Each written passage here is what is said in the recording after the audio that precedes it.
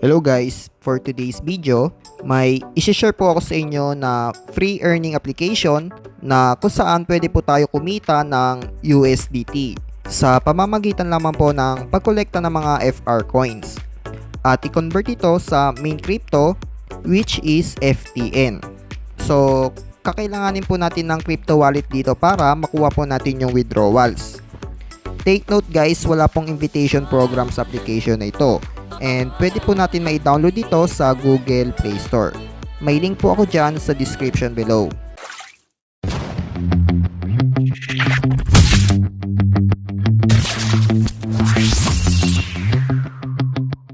At ito na nga po yung tinutukoy ko. Ang pangalan po ng application ay First Run Application.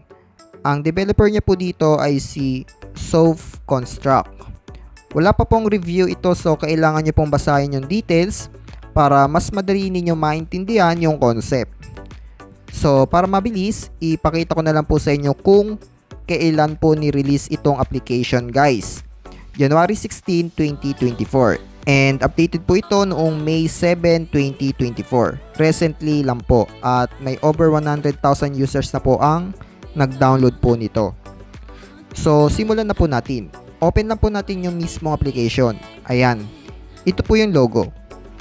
Dito, kailangan po natin mag-sign up using Apple account or Google account para makapag-proceed po tayo sa main screen ng laro. Ayan. At ito na nga po yung present guys. Para po mas maintindihan po ninyo, subukan po muna natin maglaro. I-click lang po natin tong run button. At magsisimula na po tumakbo yung karakter po natin. Ang gagawin lang po natin dito guys, kukolektahin lang po natin yung mga coins. Ayan.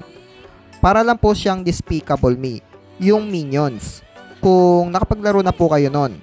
So, madali lang to guys, iwas-iwas lang po kayo sa mga barriers or yung mga coaching sumasalubong. Mayroon po tayong 3 lives dito and pwede po tayong mag-jump and mag-slides. Sorry guys, naka 30 FPS lang po yung recording. Kaya po ganito, medyo lag. Ang tips ko po sa inyo, nakikita po ninyo itong multiplier sa pinakaitaas. Huwag nyo pong paabuti ng times 5 kasi mas mabilis po maubos yung level. So, hindi po tayo makakaipon ng 500,000 coins nyan. Okay, so ipa-deads na po agad natin. Ayan. Naka-earn po tayo ng 117 coins. I-X lang po natin para bumalik po sa home screen. Dito, i-explain ko muna sa inyo lahat ito bago ko ituro sa inyo kung paano i-withdraw yung coins. Una, dito po sa profile, makikita po ninyo yung user ID nyo. Then, yung sound effects and support section kung may katanungan po kayo. Mayroon din po ditong my friends. Pwede po tayo mag-add kung mayroon din pong ganitong application yung kaibigan po ninyo. Sa notification, mag-notify po ito if may updates or may nag-friend request. Dito guys, sa bonus, pwede din po tayo maka-earn ng additional FR coins. Mayroon pong 3 ways dito. May countdown po yan na 24 hours every time na nakaka-receive tayo ng rewards dito. Kunwari guys, preview ko na lang to guys, hindi ko kasi na-i-record. Dito po sa fast spin the wheel po ito at pwede po tayo makakuha ng coins dito from 10 to 150 coins maximum. Swertihan lang po ito guys. Dito naman sa daily bonus, hindi ko sure kung kailangan ng consecutive logins. Pero pataas po na pataas yung rewards everyday logins. At dito po sa lucky card, 7 cards yung bubuksan natin at kapag mas maraming bronze kaysa sa silver ang nabuksan natin, bronze po yung makukuha nating rewards, equivalent of 20 coins. Okay po, sana naintindihan po ninyo. Sa sumunod naman ay dito po sa trophy. Bale, leaderboard lang po ito guys at makikita po ninyo dito kung sino po yung active users daily, weekly, and monthly. Makikita po ninyo yung highest or top person na nakaipon ng pinakamataas na FR coins. So, skip na po natin to, no? I-check naman po natin tong shop. Ang pinaka-importante part po dito sa booster section mas i-priority po natin itong coin magnet and invincible. The rest guys, hindi po makakatulong yan sa pagkolekta natin ng coins. Pero, nasa sa inyo pa din naman yan. Mas maganda kung malaman ninyo at ma-experience ninyo, malay nyo mas okay pala itong sa fly. Dito po sa outfit, wala pong bilang yan. So, mas maganda kung isave nyo lang po yung coins ninyo. Then, sa vehicle, sa tingin ko may effect po ito sa safe drive booster. Kasi tumaas po yung multiplier dito sa sumunod. Speed po ata ito. So, sa level, may limit lang po yung stage dito. Kaya, mas maganda kung hindi po masyado mabilis yung pag-iipon natin ng coins. Around 100 to 200 coins, ipa-dense nyo na po guys para ma-reach po natin yung 500 coins na ipon. So, nagkakaintindihan po tayo dyan.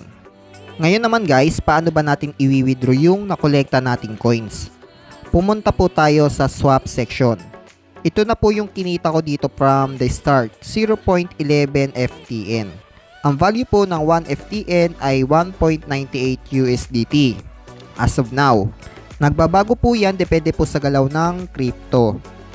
So, sa application na ito, hindi ko sure guys kung ano po yung minimum cash out dito. Pero, kung $5, kakailanganin po natin ng around 250,000 coins. So, paano ba natin i-convert itong nakolekta nating FR coins? Dito guys, sa part po na ito, pwede po ninyo i-type dyan yung total number ng nakolekta nating coins. Sa part ko guys, meron po akong 7,803 coins. Equivalent yan ay 0.15 USDT and 0.077 FTN yung value po niyan. So, i-click nyo lang po itong swap button para makuha po ninyo yung FTN. Ayan. So, okay na guys, na-receive na po natin yung crypto. Dito sa history, makikita po ninyo dito yung transaction date, kung kailan at magkano po yung naswap natin sa application na ito. Paano ba i-withdraw ito guys? Dito po sa cash out section, sa part po ng gitna, makikita nyo dito yung total na na-earn nating FTN.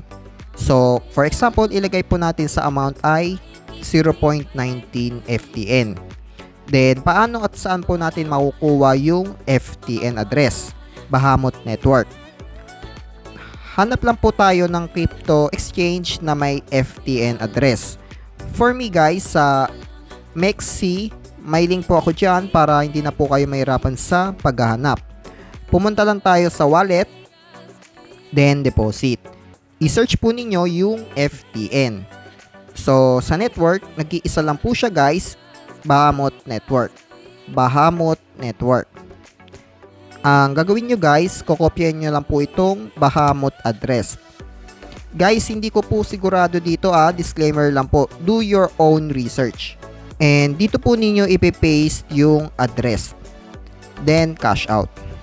Unfortunately guys, kailangan po ng 5 FTN para makapag-cash out. So, hindi po sigurado kung legit po yung application na ito kasi may limit lang po yung level. Hindi po natin sure kung makakaipon po tayo ng at least 500,000 coins para mapaabot po natin ng 5 FTN. Also, hindi pa din natin sigurado kung matatanggap po natin yung reward. So, yun nga, under review pa po yung application na ito. Sa tingin ko, wala pa pong nakakapag-cash out dito kasi nag-search din ako sa ibang content creators. Wala silang may pakitang payment proof. So, nasa sa inyo kung susubukan po ninyo o hindi. So, yun lang. Sana magustuhan po ninyo yung video. Maraming salamat po sa inyo guys.